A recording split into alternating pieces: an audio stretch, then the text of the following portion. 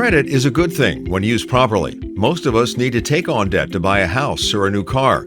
But when credit is used to acquire things we want but can't afford, that's when the trouble starts. After a while, you can find yourself deep in debt with what seems like no way out. There is a way to climb out of that hole if you know where to go for help and are committed to changing your financial habits. I'm Herb Weisbaum, the Consumer Man, a contributing editor at checkbook.org. Welcome to Consumerpedia at checkbook.org. We're the nonprofit that helps consumers select services, avoid trouble, and save money. Because we don't accept any advertising or take money from any business we recommend, you can rely on checkbook.org to be completely independent and objective. Now, here's the host of Consumerpedia, America's consumer expert, the consumer man, Herb Weisbaum. Americans are piling up credit card debt at an alarming pace. The interest rates on these unpaid balances are staggering: 20, 25, 30, in some cases 35%. Unprecedented. No wonder it seems like there's no way to get that monkey off your back. But as I said, you can do it because our first two guests did it. Let's say hello to Jonathan Unverzat, who is joining us from Cataract, Wisconsin. Hi, Jonathan. Hi, Herb. How you doing? There really is a Cataract, Wisconsin? There is. It's so tiny, it's unincorporated. Wow. Well, I'm glad we cleared that up. Get it? Full disclosure, I met Jonathan last year at the National Foundation for Credit Counseling's annual conference, and I just knew I had to have him on the podcast. So it's so nice to have you here. How deep in debt were you when you knew you had to get help? We were about $43,000 in unsecured debt. And was there something that happened that made you realize we can't keep going on this way? It wasn't a specific incident. I just said, I am sick of this. I wasn't able to sleep at night. You know, when you're in debt, it's all consuming. Every night I would dream about my rich uncle dying and bailing me out. My big problem was I didn't have a rich uncle. So I came to the point where I said, if I'm going to get out of debt, things have got to change today. When you were in that position, did you feel like you had done anything irresponsible? Were you just gone crazy buying stuff, or did it just sort of build up little by little? A lot of people's debt story can be medical things or other tragedies. Mine was really, I compare my wife to the grasshopper and the ant in Aesop's fables, where she was the ant who worked really hard and I was a grasshopper who just wanted to play. And so our debt was really me just buying things I didn't want to wait for, and toys and fun. And so it was really just irresponsibility on my part. So you had a problem with wants versus needs. Exactly. I thought my wants were my needs to the tune of $40-some thousand. Wow. Did you have more than one credit card? We had 3. And were you just like paying off the minimum, or how'd you deal with that debt? Exactly. Paying off the minimum. And I learned some really interesting things about compound interest. When you pay off the minimum on your credit card, you're actually going backwards. My debt was increasing because of the interest rates. The minimum percentage that we had on our 3 credit cards was 28.9 on one of them, and 2 of them were in the 30s. Wow. 30%. For another story, I did a calculation with Bankrate.com, and some of these retail credit cards are a little bit above 30%. If you only made the minimum, you would never pay it off. The calculator said infinity. It just, you never pay your debt off if you only pay the minimum for these cards. That's literally what I discovered was happening with us. So could you have succeeded without a counselor there to help you along the way and show you what to do? No chance. If you really want to get out of debt, accountability is so important. Well, first of all, if you're in a relationship, you both need to be on the same page. If you're working against each other, which my wife and I were for years till I came around. But yeah, we needed a counselor. And quite honestly, the counselor, the biggest thing they helped us with is we cut up all our credit cards, and then they made an agreement with the credit card companies to get those rates down. I believe at that time, they got our rates down to 9 or 10% on every card, with the agreement that we would not use the cards until they were completely paid off. But my wife Hope and I took a step further than that. We cut up our cards immediately when we got into the program. And you weren't supposed to open any new credit cards, right? Oh, yeah. If you opened a new credit card, they kick you out. They made it very clear. You can't be naughty here or you're going to be out of the program. And so that accountability was really huge to say we've got to do everything right because of what they're helping us with. So how long did it take you to get the monkey off your back? We were scheduled for a little over 5 years, and we did it several months under 5 years. Every chance we could get, we paid more than was due each month. And how does it feel to be debt-free? We're 10 years post-debt free now, and it's a completely different life. I have had many of my friends and others come to me talking about debt, and I send them down to a credit counseling agency if they're willing to do that, because it's life-changing. When you get into debt, like unsecured debt I was, you think it's kind of fun because you're buying all these things and all these wants, like you said. But what you don't realize is you're really actually creating some bondage. And that's what happened to me. Now I couldn't do what I wanted to do. We didn't have any freedom to do extra things. And so debt is very deceptive. It's fun at first, but in the long term, it really messes with your peace and your just even ability to be generous. Sounds like you couldn't even enjoy all the toys you bought because you had this burden on your shoulders. Oh, exactly. It was a tremendous burden. So as I recall, when I met you, you have a boatload of kids, right? We have 11 children. How did you involve your kids in this debt repayment process without creating additional stress? We didn't want our children to repeat the cycle that we had gotten into, and so we wanted to train them while they were young at home. So we brought them in on the situation right away and said, here's the deal. Dad's accumulated some debt here. We're going to get out of it, but it's going to take all of us working together. And so they were with us every step of the way. One of the fun things that my wife did is she makes a dish called jambalaya that our children really like. It's like a Cajun thing, like a spicy rice dish. Love it. She made it with kielbasa. That was the meat she added in. But she told our children who love seafood, she said, when we get out of debt, we're going to have kielbasa with shrimp in there. And so every month as we made our payment, my wife would say, all right, we're one payment closer to shrimp. We're one payment closer to shrimp. It had become such a fun thing that even at the time when we were doing it, we had to do a cashier's check from the bank to send to the credit aid. So every month when my wife went into the bank, she had gotten to know a teller there named Mindy, and she had heard the story. So Mindy was like, oh, 1 month closer to shrimp. And that was kind of a fun thing for our kids to look forward to. And you believe you have instilled financial lessons in them that will help them deal with their future? At that time, all my children were living at home. 6 of them are now married and have children themselves. 20 grandkids, Herb, with 3 on the way. Wow. And every one of my children, I say this with no credit to myself, every one of my children is so financially responsible that I have peace of knowing they're not going to repeat dad's mistakes. Am I to assume some of these are adopted? None of them are adopted. They're all biological. Wow, and okay. Who you need to meet is my wife someday, Herb. Then you'll be amazed. I guess there's not a lot to do in Cataract, Wisconsin.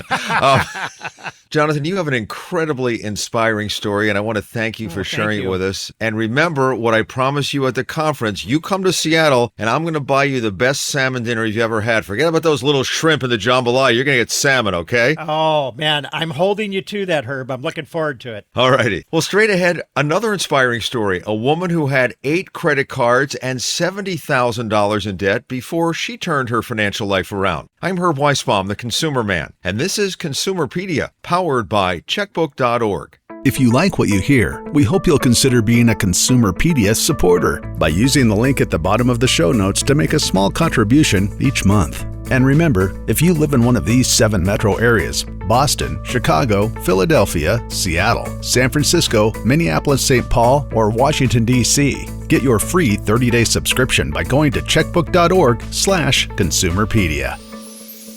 Jonica Nixon is a certified career coach and yoga instructor who lives in Maryland. I also met Jonica at that NFCC conference last year and found her enthusiasm to be contagious. Hello, Herb. It's so good to talk with you again. Your story starts when you had 8 credit cards and were $100,000 in debt. So you picked up the phone and called a nonprofit credit counselor. Tell us about that period in your life. I think my son was about 3, and we just moved into a new home that was incredibly huge. I'll say we had about 28 windows.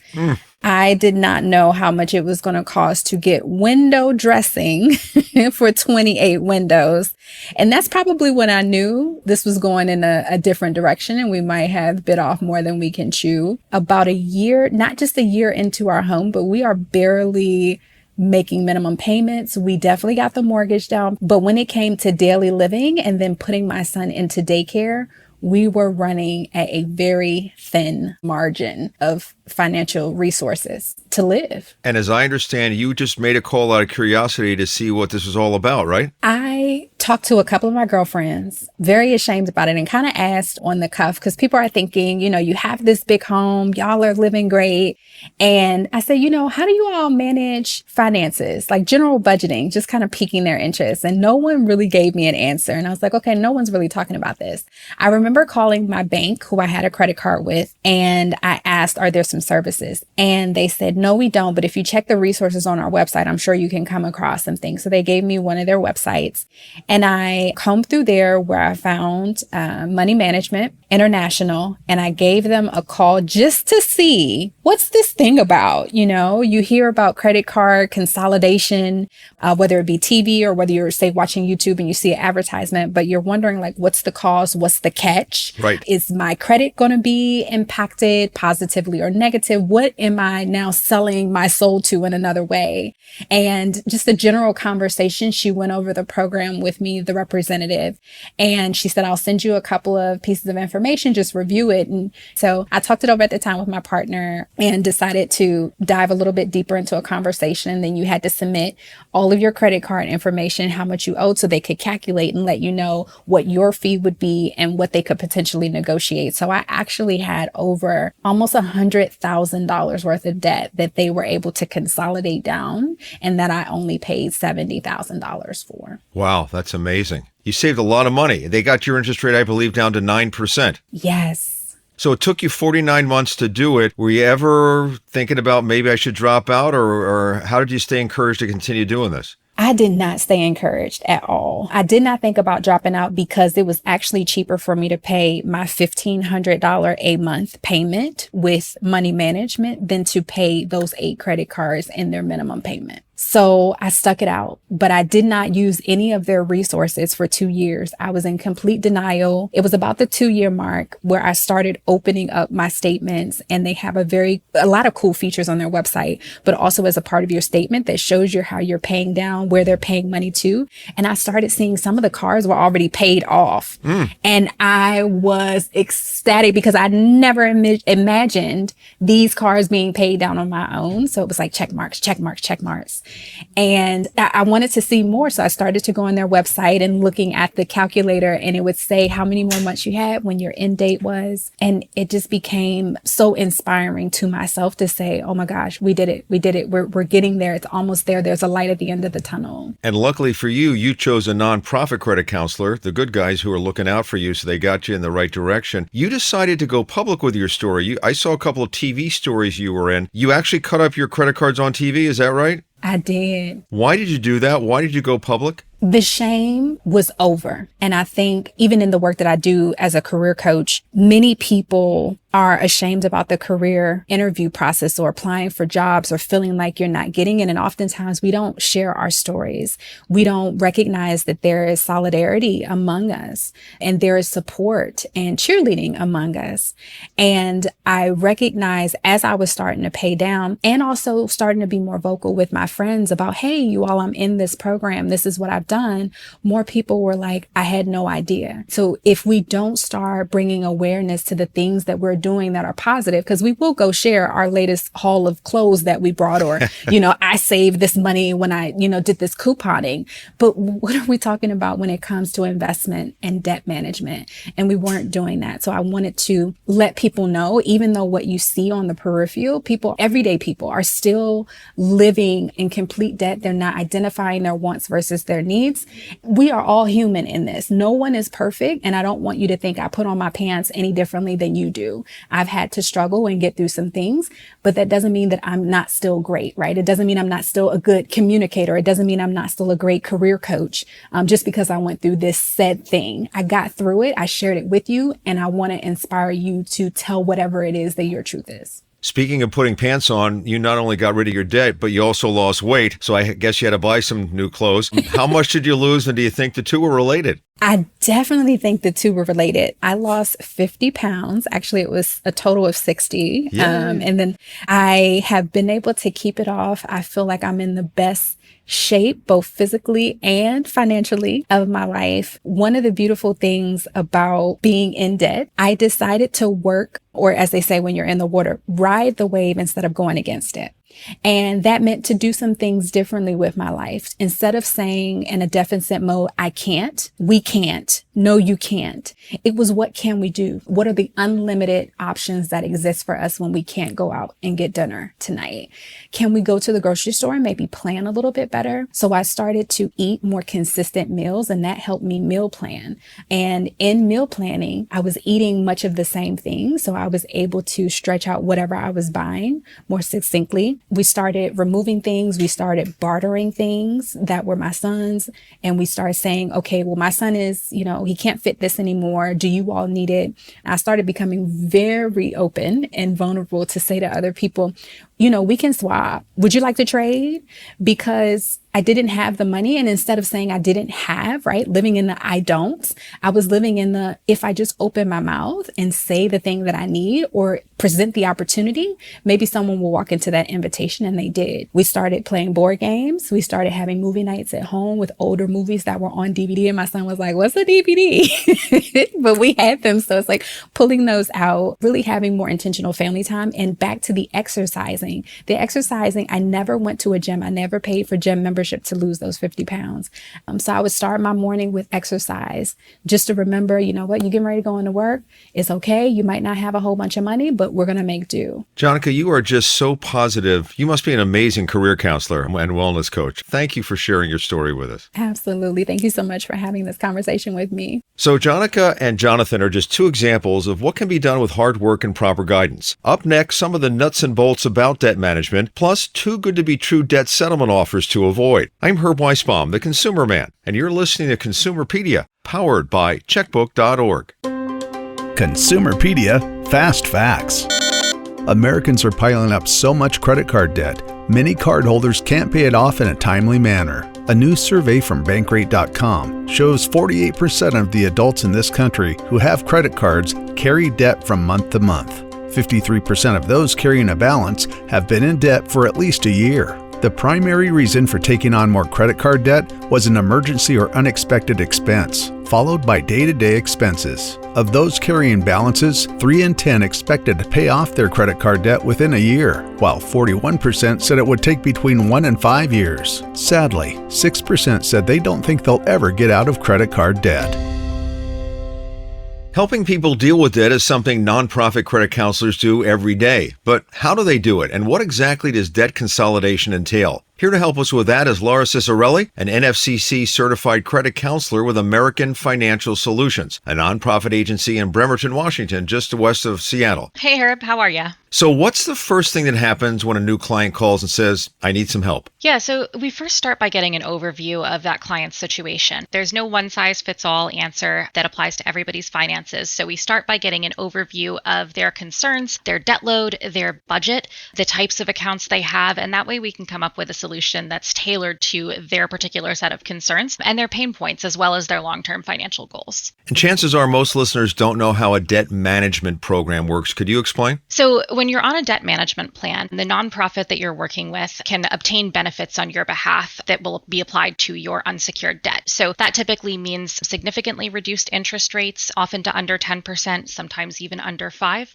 We can also reduce minimum monthly payments and stop late or over the limit fees and ending any collection activity if it's occurring, depending on whether or not accounts are delinquent at the time of enrollment. It's not a refinance or a loan. It's basically a structured repayment plan where the client pays back one payment every month that consolidates all of their credit cards into that single monthly payment that's then split up and dispersed out to each of the different creditors at the new lower rates. So the idea is it's giving consumers access to much more affordable rates than they can get on the open market through a refinance, even if they don't have the best credit in the world. Now, you do some wonderful things, but you don't have a magical wand that makes the debt disappear. Clients have to stick with a program and change the way they deal with money, right? That's exactly it. We often talk about debt as being, the symptom rather than the disease. So there's something that led you to be in debt. And it's not to say that people have bad spending habits. It might be that they're overextended after a loss of income, or, they were unemployed for a period and they took on debt to keep all the balls in the air while they went back to work.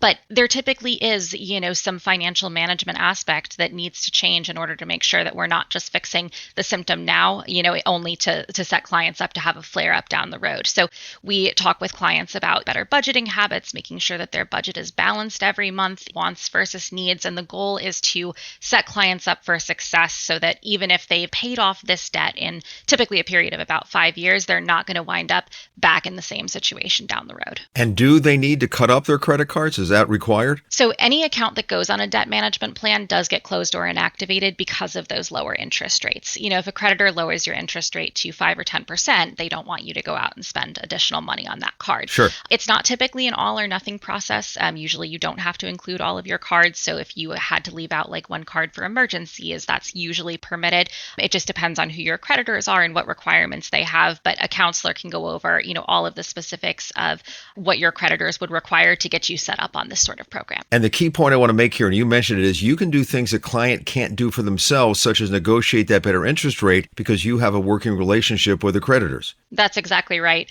Usually creditors don't offer these lower rates directly to consumers until accounts are already delinquent. So if a client has fallen behind by, 3 to 4 months on their payments, sometimes the creditors will offer these rates to them directly, but even then they usually only offer the rates for 3 to 4 months at a time, usually not longer than a year.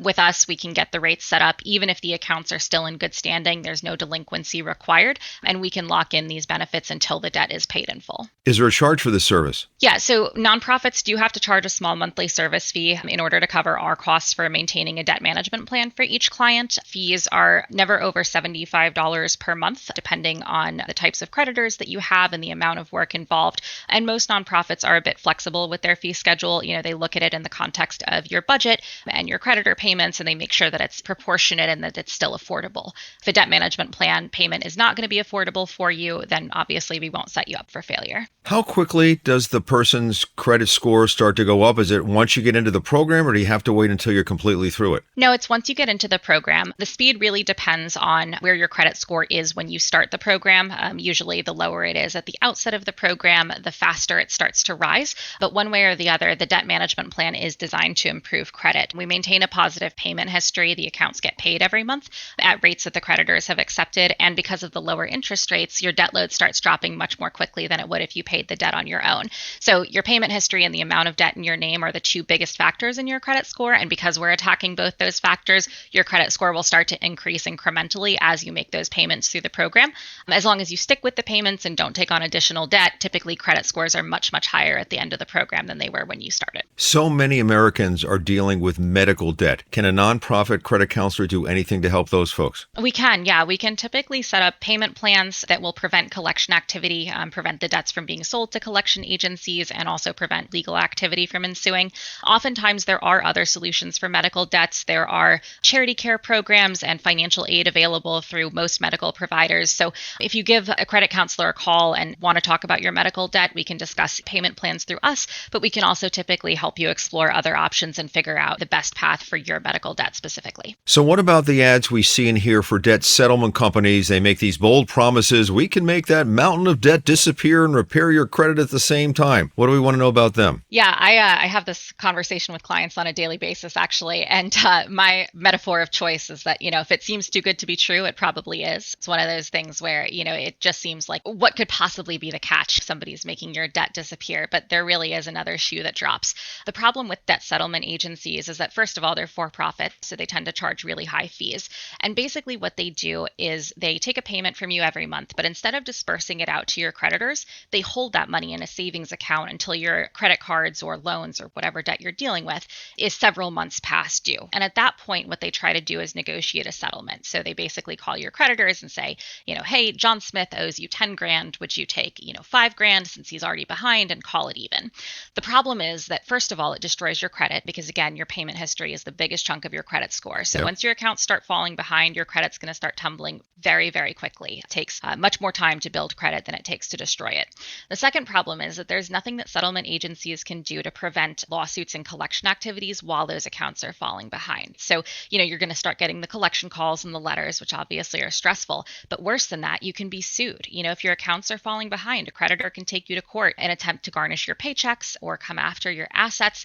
And some settlement agencies will say that they can offer you the services of their attorney in the event of a lawsuit. But, the problem with that is that if I go rob my neighbor's house and I leave my fingerprints all over, I can hire the best attorney in the world, but realistically, I'm probably going to jail, right? Yep. It's the same thing with lawsuits. There's also tax liability. So if you settle a debt for less than you owe and you save more than $600, it's considered a gift of income. And depending on your tax bracket, you can get a 1099 at the end of the year, basically taxing you on the money that you quote unquote saved through the program. And the biggest problem is that none of these ramifications are typically discussed up front. I deal with clients every day who enter these settlement programs and they're calling us because all of a sudden they're getting sued and they didn't know that that was going to happen. Or all of a sudden their credit is dropping and they didn't know that it was going to happen. They were told that eventually their credit would improve, which theoretically it will because negative remarks drop off your credit after 7 years. But that's not the information that they were given at the outset. So there's all kinds of issues as far as, your credit rating, the legal liability, the tax liability, and most people go into it blind and they don't know what kind of can of worms they're opening up. I've spoken to way too many victims who paid money and were in worse shape when they got done. So do yourself a favor and do what Jonathan and Jonica did and go with a nonprofit credit counselor, which is what Laura is. Laura Cicerelli is an NFCC certified credit counselor with American Financial Solutions, a nonprofit in Bremerton, Washington. Laura, thank you so much for sharing some time with us. And before we go, I want to bring back Jonathan and Jonica to give us one final answer to this question. You are living proof that debt consolidation works. What advice do you have for people who are feeling overwhelmed by their debt and are considering seeking help? And Jonica, I'm going to start with you. Identifying what your needs are really takes a thoughtful approach of writing down. And there are some ways that you can scale back, but do not be afraid. Do not think that you are alone. And I think that's where many of us sit. Once you move out of shame and you simply open your mouth, and it could be having a conversation with a credit counselor to ask about the program. We are often afraid of that for which we are unfamiliar. Having that conversation, understanding what the options are, really allows you to expand your own imagination about what exists for you and what can be. And then you can start to say, okay, my wants and my needs are, I'm ready to move forward with this thing that's going to help me reach both my wants and my needs. Jonathan? I think the key is to keep in mind that it's worth it. I don't know anybody that's in debt that is enjoying being in debt. Like we said, there's a lot of stress that comes with that. So you got to get to the point where you say, I want this to be over. And I really appreciate what Jonica said too. We looked for a lot of ways while we were budgeting hard, while we made sacrifices, but you still have to find other creative ways to have fun. You don't have to spend money to enjoy life. And so if you can have fun at the same time you're getting out of debt, you get to the point where I'm 10 years post being in debt. We are more generous than we've ever been in our lives. That's one of the real benefits in my mind of getting out of debt, is that we can help people who are in debt or who are struggling or who need a hand up because we don't have that burden ourselves. It's totally worth it. Again, I would put in a plug for any NFCC organization. Look them up. You will not regret it. Thank you, Jonathan. Thank you, Jonica. And thanks, Laura. So nice to have you with us. If you are now encouraged to do something about your financial situation, find a nonprofit credit counselor who will work for you and with you. Go to the National Foundation for Credit Counseling website, nfcc.org. That's nfcc.org.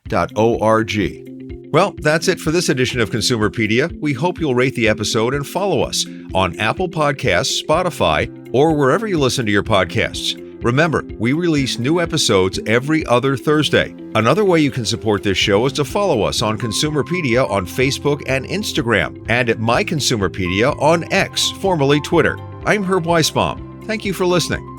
Consumerpedia is a public service of checkbook.org. We're a unique nonprofit that helps you save money and make smarter choices. You can count on Checkbook to help you find the best services and avoid the worst, with local ratings that are accurate and unbiased.